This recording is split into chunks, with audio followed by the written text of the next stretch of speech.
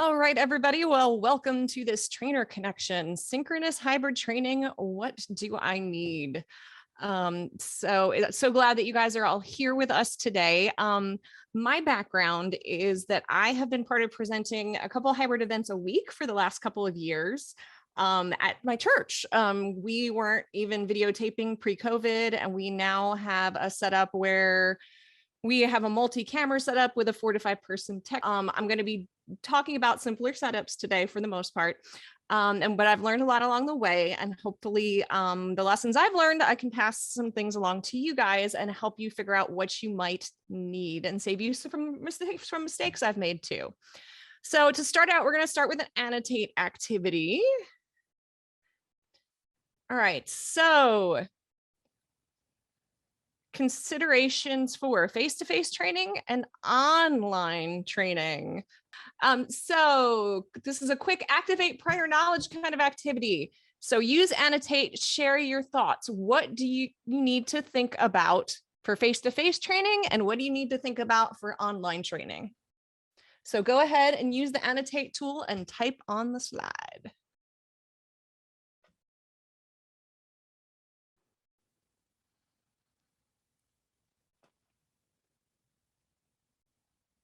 Is this a test? No, this is, tell me, what do you think? Like, this is just, what do you think about? We're activating them, what you have. You do face-to-face, you do webinars. We're going to try to mush that all together into one. But for right now, what do you think about for face-to-face, and what do you think about for online training when you're planning your training? I'm looking for my annotate tool.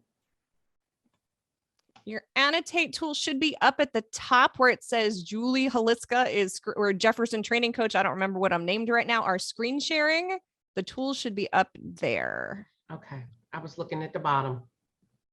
Here we go. And don't mind me if I turn around, because I have my third screen where what I'm sharing with you is behind me. You have to click the view options, and then you should see annotate.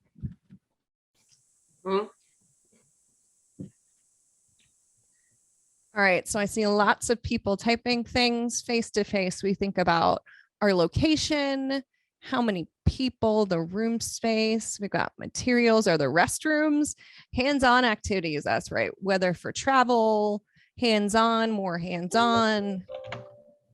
Let's see, so far for webinar, we've got the platform, the interactive activities, participant tech knowledge, internet connection, PowerPoints, knowledge of self-paced content, technology knowledge. Will your computer work? Maybe. I see that started. Let's see, we added some more things added for face-to-face. What's needed for the staff? That's right. So there's a whole lot of things there, aren't there? There's a whole lot that we have to think about for each one of those. When you do synchronous hybrid, you got to think about both things at the same time. So when I use the term synchronous hybrid, it's two different training modalities used at the same time. Some people also use hybrid to refer to a training that uses two types of training, one after another. But today we're going to focus on them both happening at the same time. Moving on to our next slide. All right, the first question to ask yourself when you're thinking about hybrid is, should you do hybrid? For many instances, you might actually be able to offer a better experience with two separate trainings using the same material. And my other note to you is you should never, ever, ever do hybrid without a co-pilot. There, you saw that whole list of things. If you're trying to think about all of the things on both of those lists, that's too much for any one person. So make sure if you do hybrid, you have a co-pilot to help you. Recruit another trainer, and maybe you can be their co-pilot too. All right. So questions we're going to talk about today. How do you create a great experience for face-to-face and online audiences if you do both at the same time? Who can tell me, because I'm just talking a lot, I want to hear from you guys, why might you decide to do a synchronous hybrid training instead of two separate trainings? You can unmute or type it in the chat. I would say that if there are pieces where the learner can consume it on their own, some self-paced pieces, or maybe even pre-work to get them ready for maybe that face-to-face or that online virtual instructor-led, that it would just save time and be maybe a little more convenient. Okay, so that would be kind of that hybrid where you are one after the other rather than at the same time in two locations. Why might you do it at the same time, participants in the room and at home?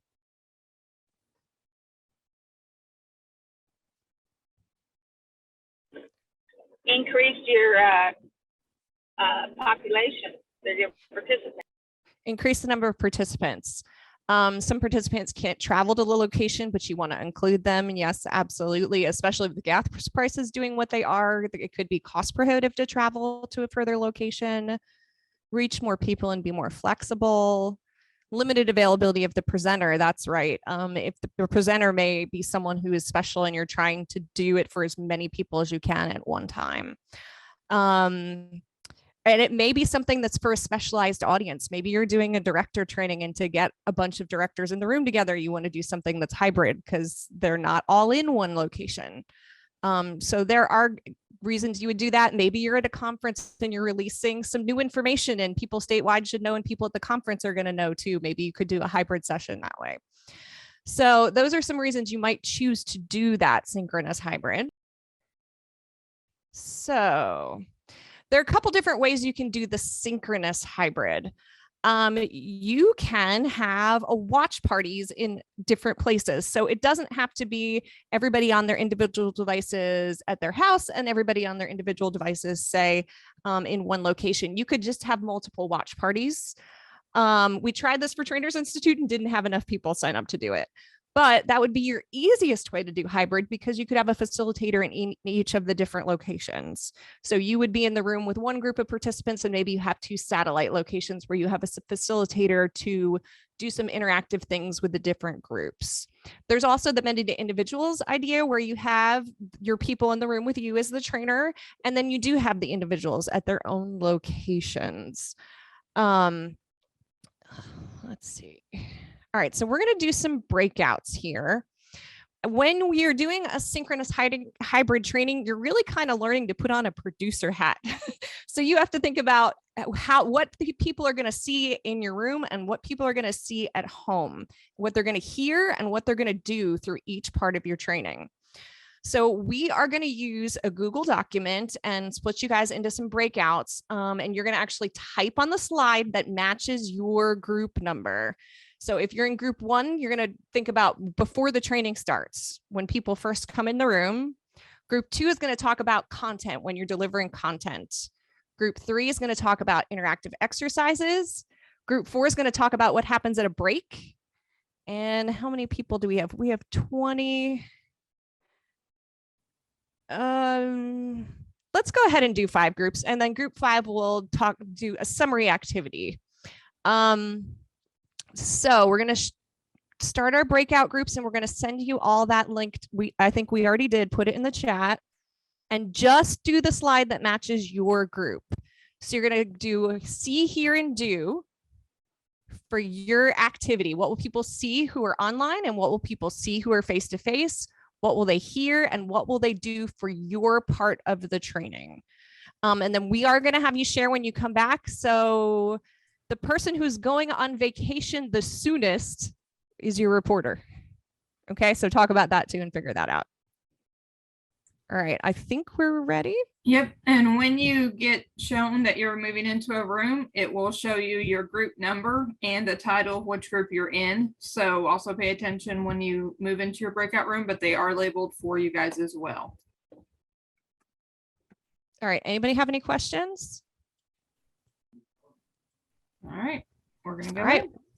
So let's take a look at your group work. I have it up on screen. All right, so group 1, before the training starts, what do people see face-to-face? They see each other, the walls, the decor, the setup, workstations, marketing materials. What would the online people see? You've got, who's reporting for that group? I shouldn't be reading your slide. Sorry. Go ahead, group 1 reporter, go ahead and report. Sorry. I got nominated, even though I'm not going on vacation. It's Rachel. So online, a flyer or activity option, marketing materials for the session, backdrop or virtual screen. Some things that they may hear are music or prepping, socializing, and things going on behind the scenes. Those online might be in a waiting room, so they're waiting for the virtual door to open to be let in. There might be something that the presenter has put on screen for them to see or do or listen to. And then finally, to do face-to-face, they can sign in or scan their sign-in sheets, find a seat, look for the bathrooms, water, drinks, you know, kind of looking around, taking in the scenery. And online, you may have an activity or reminder, a Zoom invite to check your tech, type in your information for Tris, make sure your mic and camera, and then of course, you know, make sure you look good from the waist up. So. Okay. I notice in both your face-to-face, you've got elements of socializing and interacting with other people. So how does that take place if you're online? How do you let people do that? So once the training, so this is before the training starts. So Yeah. if you're kind of waiting, you may have some activities lined out for them to do to kind of socialize, to get to know one another before the training starts. Okay. Yeah, that's good. That's one thing to think about. There was a video call I was on that was a breakfast, and they had the people on screen and we watched them eat for 20 minutes. And it's like, did we need to watch them eat, or could we have done something else in the online portion? So really think about what your audiences are doing at the time and what they're seeing. All right, so let's move on to, and I think these were out of order, so I will skip to group 2. Group 2, who is the reporter?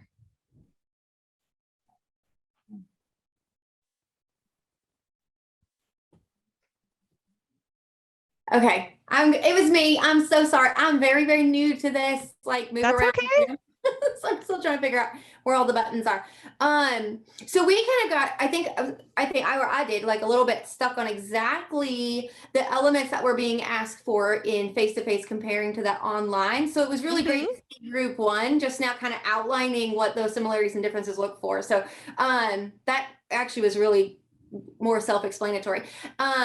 But we did kind of get through the C portion of that. And so it was noted by one of the ladies in our group, like being able to see that full visual access of those that are online from those in the face-to-face group, so that there can be a full cohesiveness and a connection between the two groups. And she had commented that it can be difficult if they're trying to kind of put those together, and then everything is done on that tablet format for your face-to-face group, and that creates a disconnect with your online group. So that was noted, just being able to provide some sort of access where they can see who is participating online and who's not in that face-to-face group. And then on the online side, it would be the same, just in reverse. And so the rotating camera was brought up, so it kind of moved, which I had never heard of. I think that's really amazing kind of tech, so that it would rotate to the primary speaker, and that way those online are staying connected the same as those in the room. And that's where we got. So if one of my other teammates wants to chime in on 2 of the boxes, that'd be great. I'm going to kind of chime in there on, especially on that group 1 about eating. I was at a conference last week, and the event planner that was in there, she plans conferences and things. She suggested that, like, if you're going to have food at face-to-face, then have Uber Eats deliver food to your clients at that particular time. So both of them would be eating at the same time. I like that. Or if you're going to have fidgets, or if you're going to have your art, if you're going to have a hands-on and you need your art supplies, then order them ahead of time and have Amazon go ahead and deliver their box to them. Anything that you're going to have in-house, you'll just have delivered to them in advance. So I thought it was pretty cool. I never thought about having Uber Eats or DoorDash or one of those to deliver something. Or she said, even if it's just a snack, if you send a cookies or something like that to them ahead of time. So I thought that was pretty cool. So you can kind of keep some things being equal. Yeah. Okay, that's a great idea. Now, if you don't have money to deliver food to everybody in your training and you don't build it into your registration costs, how else could you handle that?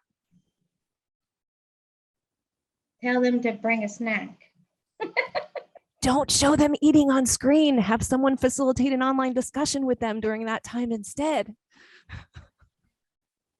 I don't know about you, but I don't like watching somebody else eat yummy food when I don't have it, but you could give me something alternative to do and I wouldn't know the difference, right? Correct. So think about the experiences you're providing to the two different audiences. It maybe you don't have to do the same thing for both at the same time. If you have that co-pilot, maybe that co-pilot can have a discussion with the online people, or they could be connecting, and which is probably what's happening over lunch or breakfast in a room. They can still get that connection. Well, they might not necessarily have the food. Hey, Yeah, Julie, Yeah. I just had an idea too. You could have your online people be doing something that when you go live could connect the two. Like maybe the online people could be coming up with a Jeopardy game to quiz or do something with the people that are face to face. Yeah. You could put something together that actually is a connector of the two groups. Yeah. For that little time that you might have when they're not together. That might be fun. Yeah. All right. I actually wanted to go backwards here. Eric, did you have something you wanted to add? No, I said try bringing a happy meal, one happy meal till daycare, and see how the kids act. Yeah. You're gonna create a problem. They're like, "Where's mine?" True. Unhappy meal. Yes, your last unhappy meal. Get him. All right, group 3. During an exercise. So we're going through some of that paces stuff. So we just talked about content, exercise. So group 3. Who's my reporter? I'm in group 3, but I didn't contribute because I had a hard time getting to my little exercise. But it looks like on 1, it says activities to share, worksheets on hand, as far as activity worksheets on hand and visual instruction. So kind of coming through the door, you kind of know what the tone is going to be for the training, maybe a little music I would add, have a screensaver that is kind of like, catchy towards the particular subject matter, and with a little background music, because like I said, you don't want to come in and you look unorganized and people all over the place. So online it says keep attention, slides, videos, or picture presentations that we just mentioned. So I think, first impressions count. So you kind of, if you've been to enough of these, you kind of know what you're dealing with. You're like, oh man, they're unorganized. Here we go. So you start to thought, your mind process starts to wander even before you get through the door, So it's important that these things are taken care of because we got people from all different counties. And I think that's important too, because, I like to be able to see where people are from and on number 2 here, face to face, I like to, the instructions, and I like to see that some people have the same concerns or issues in their counties. And, in life, we always want to see if people are experiencing the same things that we're experiencing as trainers, and what solutions do they come up with, as far as the in answer to their particular issues or problems. So it's, like 3 says, bouncing ideas off participants. And of course, like we just did, the breakout rooms and the different prompts and the video instructions. So I think it's a culmination of everything that makes us good at what we do. And, so practice makes perfect. And this is the platform we can use and critique to see how we would move forward in presenting a situation or activity like this. Now, if you have participants up and moving around during an activity, how do you think that is going to change when we're doing just a face-to-face training versus when you're doing a hybrid? What else do you have to think about then?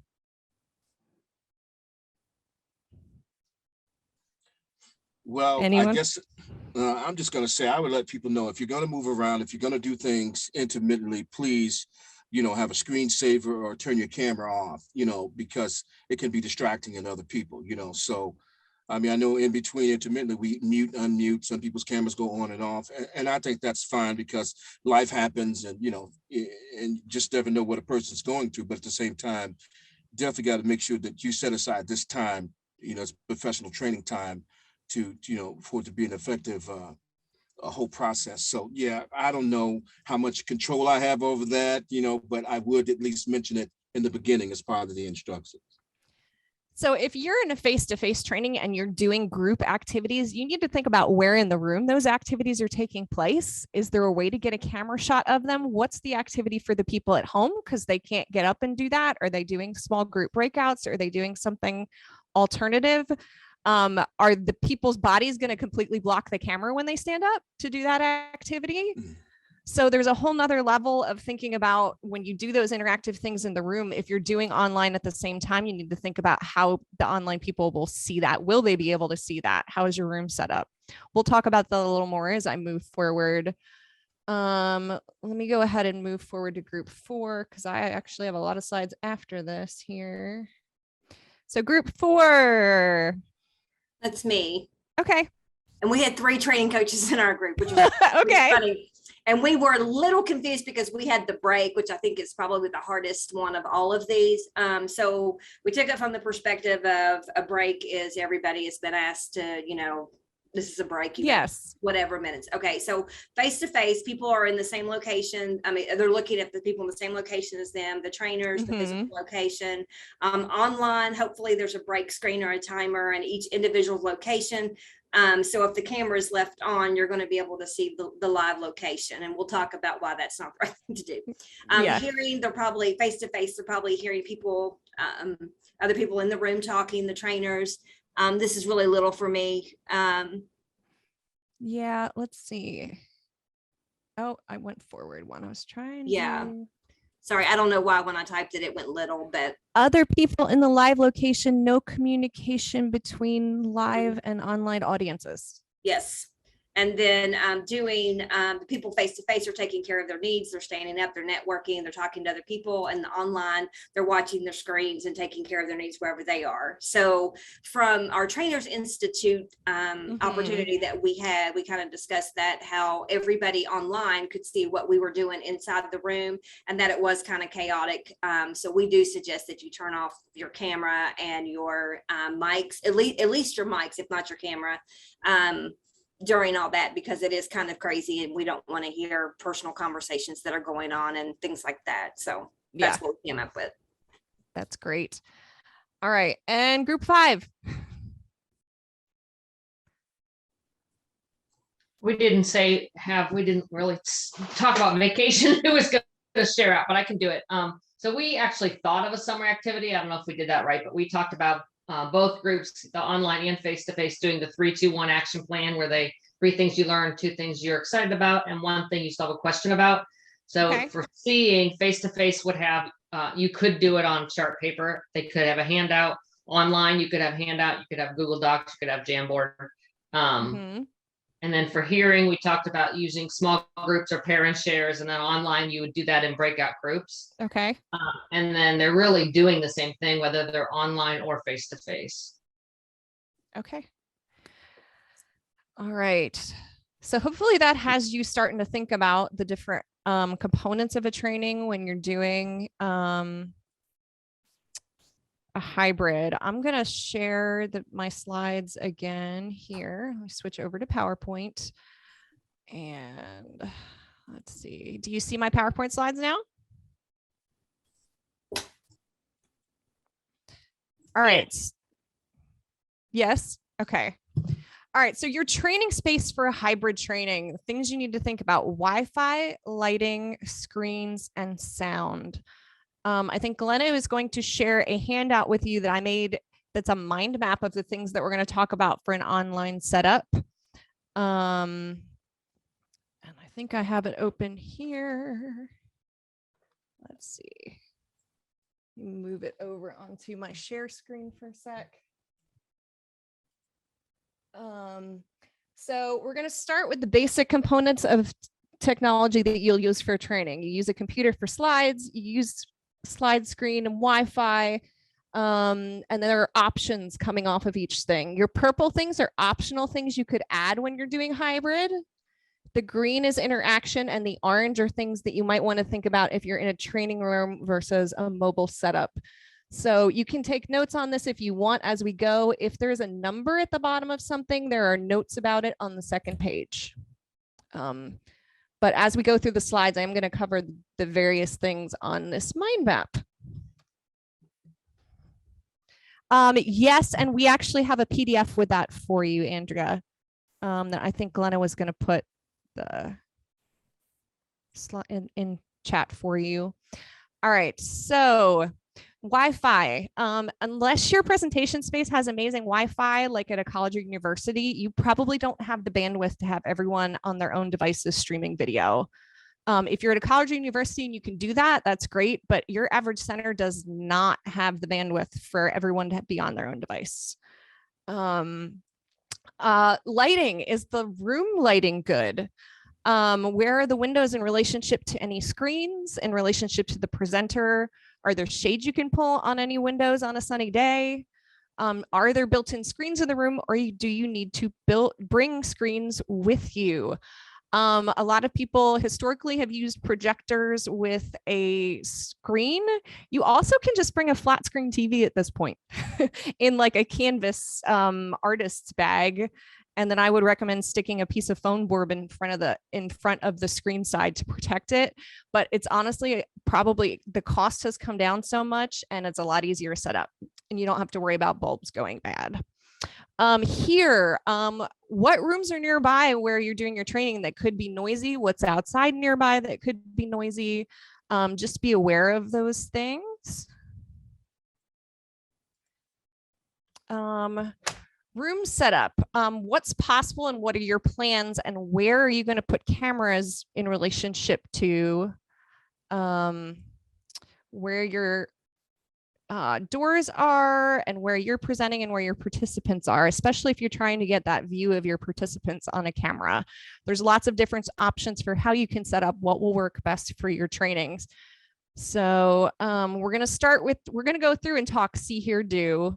And the first thing for C is cameras. Here are 4 different options for cameras for you. General rule with camera, and for most of the technologies, get the best one that you can afford. And everybody's situation is going to be a little bit different. The resolution and the lens matter. You want a 1080p camera. That's basic high def. That's what people normally see in their online videos and they consider it a good quality. For camera, there's optical zoom and digital zoom. The basic thing for you to know is optical zoom stays sharp and digital zoom fakes getting closer, but it doesn't improve the picture quality. So if you want zoom and that's important to you, get an optical zoom on your camera. The first thing you see here, let's see, is the OWL camera.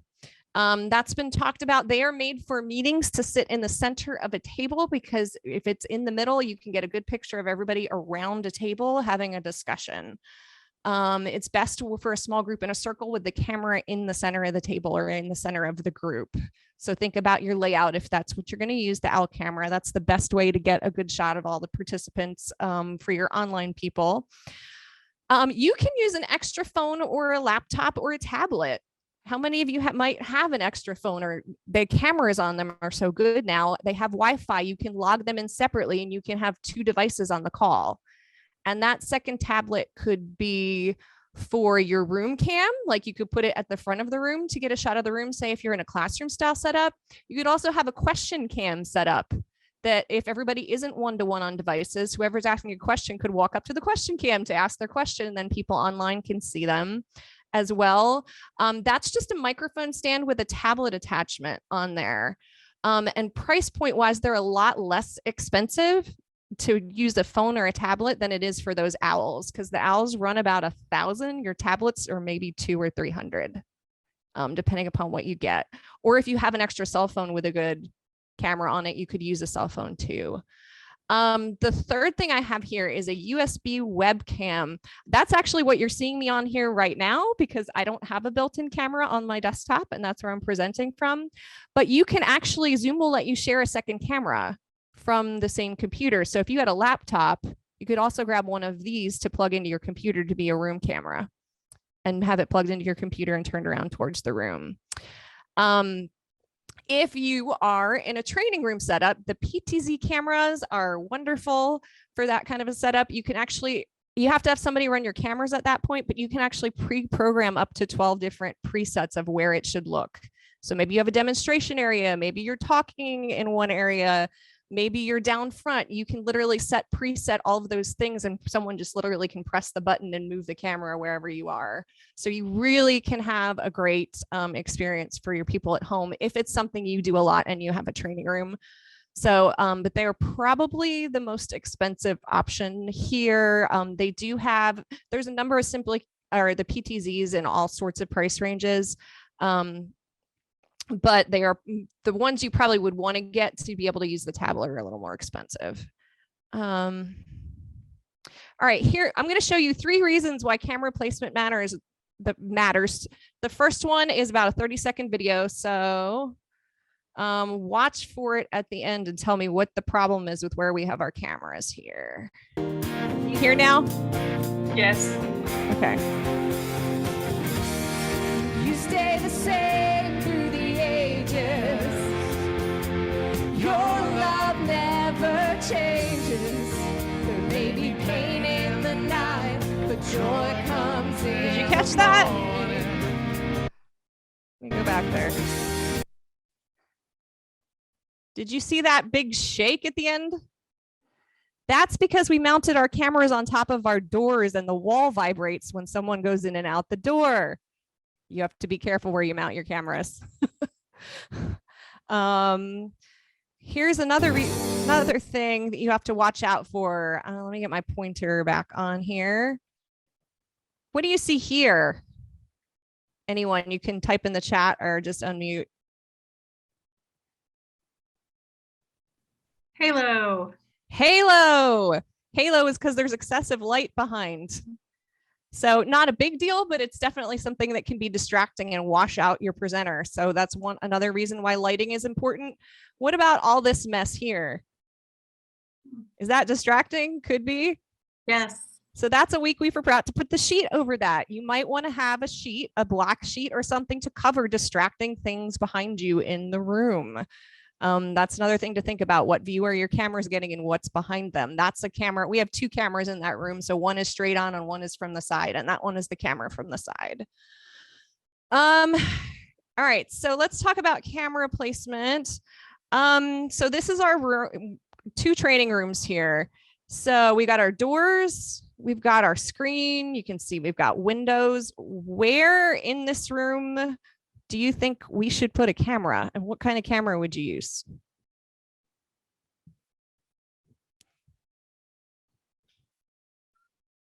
You can unmute or type in the chat. If you put the camera in the front, then the people won't be able to see the screen who are on. So you can't put it in the front. If you put it on the right, then you won't be able to see because of the windows.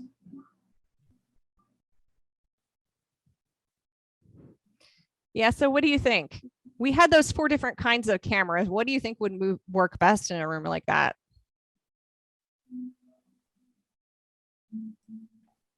Possibly something that someone could remotely move or change scenes, because also with light coming in, the light's going to be different throughout the day, depending on how long your training is. If you sit it in the center, you're going to get that halo effect on people that are close to the window. Yeah. So maybe someone who is moving the cameras for you and have different placements set up. Yep. And the other thing would be check and see if they have shades that you can put down over those windows, or bring some extra sheets. That's not a bad, sheets aren't that expensive. You could hang a sheet over the window temporarily while you're training just to stop the glare from the light. Julie, Tanya yes. said in chat, maybe an owl in the middle, close to the middle plant. Yep.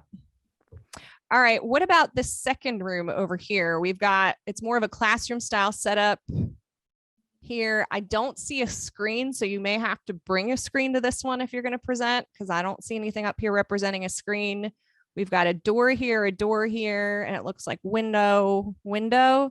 So where would you put your cameras here? Camera or cameras?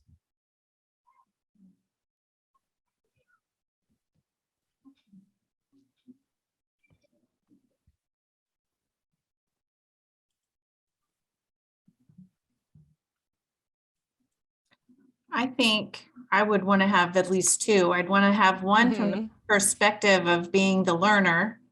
Okay. And I would have one from the perspective of looking out so that you could see someone who's speaking and asking a question. I'd want to, at least You two. want to? Yep. And you could certainly do that. So where would you put them here? So you'd want one from the learner's perspective. So would you put it here? I think I might actually put it like in the second row so that you Okay. can kind of see someone in front of you a little bit, but not blocking you, so that you feel like you're in the middle, but not Okay. really, so that you can see other people around you, but you're not blocked. And then so that you're part of the learning group. Okay. And then the one from the front would just be so that you can. Something up here, Yeah. maybe. Yeah. Okay. Yep. If you put one here, be careful of who's sitting in front of it. You might want to put it in an aisle. Yeah. Depending upon how it's pointed. But yeah, that's a good call. Or maybe over the heads. Can you go higher so that you can just see heads? Can go higher. Just be aware of if you're having them stand up at any point during the training. Like, Yeah. is when they stand, are they going to be between the camera and what the camera is trying to show people? Yeah. So again, it's a different kind of thinking about kind of putting that producer hat on. Picture in picture. That is another thing that you can do when you're doing a hybrid training. I know when we did the hybrid session at Trainers Institute, I had the speaker up and I had their slides up, but then I couldn't see anybody in the room. If the speaker and the slides were on one screen, then you could still have the participants next to it and feel more connected. And there are several different ways that you can do picture in picture. This right here is literally on a screen. I have the slides opened up and I have the Windows camera opened up next to each other. So that's just me on the Windows camera and a slide. And because you can share a program or you can share a screen.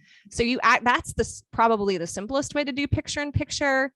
These two screenshots here are with a free program called OBS, Open Broadcaster Software, and it'll let you do picture in picture and switch back and forth between different configurations.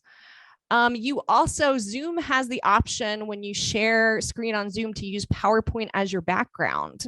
So I'm not sure what that does to your animations. I haven't tested that. So you'd want to test it if you're going to use it that way, but it would actually put your head above your slide and you can move around where your head would be on your slide. The thing to think about if you do that is there a spot in your slide you're not putting text, because you don't want to block your text with your face on top of your slide if you do it that way. But that's something else to think about, because if your face and your slides are together, then you can let the online people see the other participants and the other cameras that you have set up as far as the room and see each other. Does that make sense? Any questions about that? Okay. All right, we're moving on from C to here. So sound. Everything that you are doing in a hybrid training needs to be heard by online participants and people in the room, so you have to talk into a microphone. And microphones matter. Don't just grab anything. Again, the best bet is what you can afford and based on what you need. A separate microphone is going to be higher quality than what's built in, but if you don't have a lot of room noise and it's a smaller group, the built-in microphones may work just fine. They do make wireless lavalier if you're going to have a room cam and you want some freedom of movement. This actually plugs into the computer and then you wear this pack and you can walk around and the online people can hear you. You could use like a USB microphone, or if you have traditional microphones, you can actually get something to plug into your computer that the traditional microphone would plug in. Make sure you only have one sound source active in your training room at a time. Otherwise, that's when you get this, when you're in a room and multiple microphones are on, then are conflicting with each other, you kind of get that feedback loop or echo. There's also, which would affect both your hear and your see, they make video encoders that can help with latency issues. So I know it had happened to be more at the beginning of COVID than at the end, but if you're on a call and what you see and what you hear aren't matching up, what you hear is like behind what you see, you can see lips moving, but it doesn't match. If you've got those latency issues, sometimes the video encoder can really help out depending upon what you're trying to do. Do interaction. If you want your face-to-face and your online participants to do things together, you could do a sign-in with a QR code link that has a digital signature included. So you don't have to do 2 separate sign-ins, or you could do a separate sign-in for the room and online. I know we do talk about parking lot a lot. If you have a parking lot in the room, your online people can't see what your in the room participants put on the parking lot unless you're going to give them a camera shot of that. And then how are the online participants going to share their questions? Zoom actually has a separate questions feature. I know we don't tend to use it a lot, but there is a feature in Zoom you can turn on where people can submit questions there. And if you've got even a question cam in the room, somebody could walk up to that and put their questions in from the room, and somebody online could put it there too. Handouts, again, you could give them to the people in the room, but the people online would need a digital link to a document. So think about that. And then networking. Is there a way you can do a discussion board? I know my Facebook post today was Flipgrid is now Flip, where you could do video introductions. How are you enabling that networking for both your online participants and your in-room participants, and how are they talking with each other? So those are just some things to think out as far as interaction. So for portable setups, make a diagram of your setup with step-by-step instructions. Make a list of everything you need, and don't forget the cables you need to connect your devices. And as you're deciding what your setup's going to be, think about how many USB ports do I have? How many things can I plug into this computer? Leave extra time to set up and test your technology. The more pieces of technology you have, the more time it will take for your setup. This setup shows you've got a laptop and an extra TV so you can see your online participants. It's got an extra microphone and camera plugged into it. You've got your screen, Wi-Fi, and a question camera. But you need to decide what's best for your setup. And hopefully that handout I gave you, you can kind of look at it and decide based on what you're doing, what you need. The more devices you use, the more setup time you need, the more things you need to manage. So that co-pilot becomes more important. Maybe you have a couple of co-pilots, and the more failure points you have, the more devices you use. So use what you need, but don't use a lot of extra if you don't need it. Friends don't let friends do hybrid trainings alone. Don't do hybrid alone. Okay. Let's see. If you have a dedicated training room somewhere, some other things to think about. You can reserve a IP for streaming. What's an IP? You know how you log on to your network at home and it's 192.168.0.1 is typically the number. There's that kind of 4-digit number. You don't want your streaming camera or your streaming computer to be on a number other devices are trying to get, because it can knock you off. It can knock your camera off in the middle of a call, which is not what you want. So talk to your network person if you are in a dedicated training room somewhere. If you can't get a dedicated number, try to pick a really high number in the range you're allowed to use. Again, talk to your tech person. Switcher. I have a couple examples of things you can use as switchers. There's these little stream decks, and you can actually program the buttons to switch between things for you. This is a pretty inexpensive thing, about $80. The A10 Mini is a more expensive version of that. That's a couple hundred, but it's got extra things like fade to black and cut between different visual sources. Mounting cameras. Obviously, if you're in a training room and you can mount your cameras, then once you set it, you don't have to set it every time you go into the room. And again, you might want to use a video encoder if you're doing live streaming, because that can greatly improve your quality. All right, so now it is time for your questions, and I'm even going to stop just so I can see you and talk to you, because I know I've just thrown a lot out there. What questions do you have about synchronous hybrid, trying to do hybrid and face-to-face at the same time? I have a question. Yeah. So, you shared and really made emphasis on, friends don't let friends, hybrid alone. Yes. How is there a way that I could know which trainers are also interested in hybrid so that I can connect to them? Is there some systematic way, like an ECE Tris, I can search for people that are interested in that and then collaborate with them? There's nothing in Tris, but if there's anyone else on the call who wants to connect with you, because obviously everyone here just came to a training on hybrid trainings, now would be a great time to connect. Your training coach might be able to send something out to people in your region and say who's interested in hybrid and willing to help each other out with that. So we could do either of the above, but basically hybrid, there's just so many moving parts. You need another brain. So Definitely, Wanda Jean, if you want to do that, I could, spam our group and see if anyone wants to do that with you. And I'm sure that someone out there would co-pilot for you. Especially for you. Oh my gosh, thank you. I think it would be great to, participate in some sort of setting up a list so that we can kind of do it systematically, but I have this really cool data sheet that Julie made for me, and I will add a column for people who want to hybrid train. And then I will keep track so that anybody who shows interest, I'll put a little mark there so that if anyone like you contacts me, then I'll know who to send you to. How's that? And I just got a new Cricut, so I'll be making some shirts, and whoever wants to do it, we're going to have matching hybrid shirts. All right. What other questions do you have? I want to do it now because I'll get a shirt.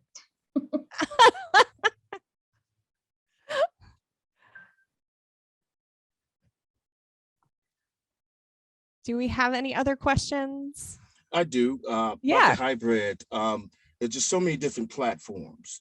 Yes. And everybody's Wi-Fi is not created equal. No. And that's been a huge problem. And due to this pandemic, I was forced to go hybrid as far as my notary and my CPR business. So I do a lot of training online, so I see that everything's moving to telemedicine, telehealth, and then these type of hybrid platforms now, because it's just become more convenient with people now. So what is going to be the best platform that we can all just like Microsoft Teams, we use something like that, or, something that everybody's using the same platform so that we get the same end results as a team? I would say that's a question I would ask when you do your needs assessment. If you're training for a center, what do they use? Because it really is different from person to person what that organization uses. It might be Zoom, it might be Teams, it might be Google Meet, because they're in the school system, and the school system has done a lot with Google Meet. So that answer is going to be different depending upon the organization you're working with. And for you as a trainer, I would pick what you are the most comfortable with. If you're just doing a general training for people to sign up with, and say you're not doing it for a particular center to do a needs assessment, what are you most comfortable running to run smoothly and well? Does that make sense? Yes, thank you. Yes, it does.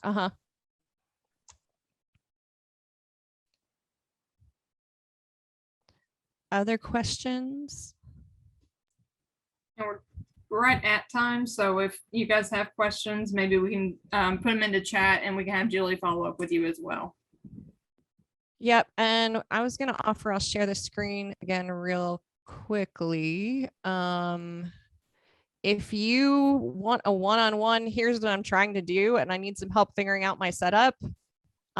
You can set up an appointment with me, and I'm happy to talk through it with you.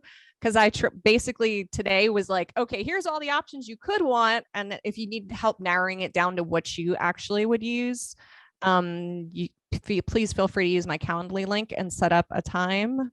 Thank you, Bethany, for putting that in chat.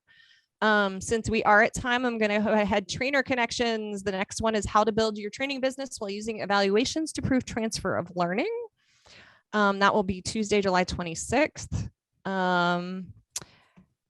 And thank you all for coming. I will hang out if you have more questions, but since we're at time, I will end it there. Thank you. Thank you.